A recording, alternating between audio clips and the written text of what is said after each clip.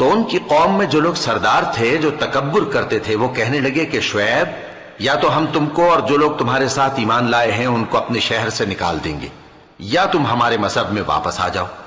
انہوں نے کہا خواہ ہم تمہارے دین سے بیزار ہی ہوں تو بھی اگر ہم اس کے بعد کہ اللہ ہمیں اس سے نجات بخش چکا ہے تمہارے مذہب میں لوٹ جائیں تو بے شک ہم نے اللہ پر جھوٹ باندھا اور ہمیں شایع نہیں کہ ہم اس میں لوٹ جائیں۔ ہاں اللہ جو ہمارا پروردگار ہے وہ چاہے تو ہم مجبور ہیں، ہمارے پروردگار کا علم ہر چیز کا احاطہ کیے ہوئے ہے، ہمارا اللہ ہی پر بھروسہ ہے۔ اے پروردگار ہم میں اور ہماری قوم میں انصاف کے ساتھ فیصلہ کر دے اور تو سب سے بہتر فیصلہ کرنے والا ہے۔ اور ان کی قوم میں سے سردار لوگ جو کافر تھے کہنے لگے کہ بھائیو اگر تم نے شعیب کی پیروی کی تو بے شک تم خسارے میں پڑ گئے۔ تو ان کو زلزلے نے آ پکڑا اور وہ اپنے گھروں میں اوندھے پڑے رہ گئے۔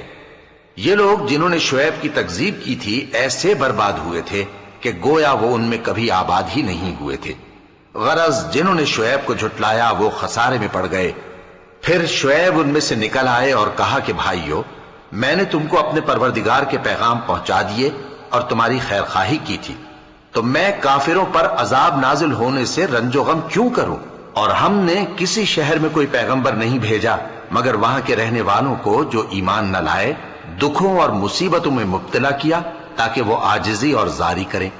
پھر ہم نے تکلیف کو آسودگی سے بدل دیا یہاں تک کہ وہ مال و اولاد میں زیادہ ہو گئے تو کہنے لگے کہ اسی طرح کا رنج و راحت ہمارے بڑوں کو بھی پہنچتا رہا ہے، تو ہم نے ان کو ناگہاں پکڑ لیا اور وہ اپنے حال میں بے خبر تھے۔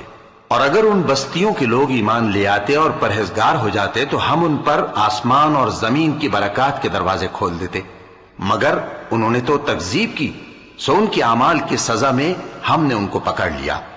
کیا بستیوں کے رہنے والے اس سے بے خوف ہیں کہ ان پر ہمارا عذاب رات کو واقع ہو اور وہ بے خبر سو رہی ہوں؟ اور کیا اہل شہر اس سے نڈر ہیں کہ ان پر ہمارا عذاب دن چڑھے آ نازل ہو اور وہ کھیل رہے ہوں؟ کیا یہ لوگ اللہ کے داؤں کا ڈر نہیں رکھتے؟ سن لو کہ اللہ کے داؤں سے وہی لوگ نڈر ہوتے ہیں جو خسارہ پانے والے ہیں۔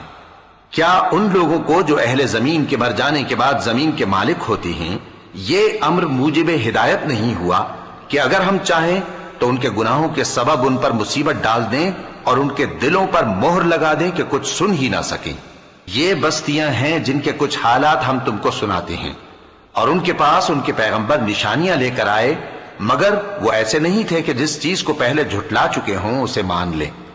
اسی طرح اللہ کافروں کے دلوں پر مہر لگا دیتا ہے، اور ہم نے ان میں سے اکثر لوگوں میں عہد کا پاس نہیں دیکھا اور ان میں اکثروں کو دیکھا تو بدکار ہی دیکھا۔ پھر ان پیغمبروں کے بعد ہم نے موسیٰ کو نشانیاں دے کر فرعون اور اس کے درباریوں کے پاس بھیجا تو انہوں نے ان کے ساتھ کفر کیا، سو دیکھ لو کہ خرابی کرنے والوں کا انجام کیا ہوا۔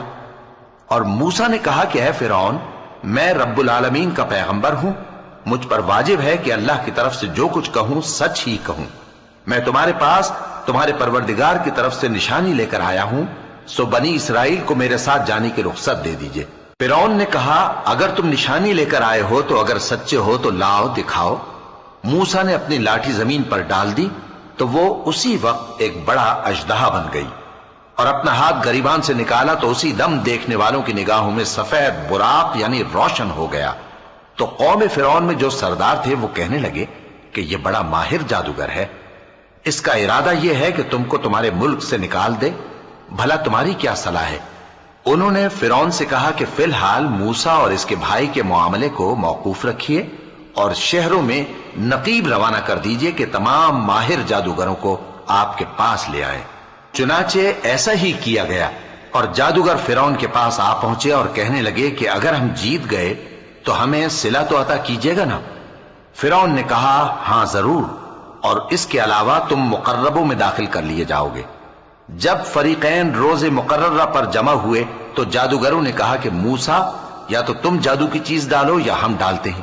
موسیٰ نے فرمایا تم ہی ڈالو۔ سو جب انہوں نے جادو کی چیزیں ڈالی تو لوگوں کی آنکھوں پر جادو کر دیا یعنی نظر بندی کر دی، اور لاٹھیوں اور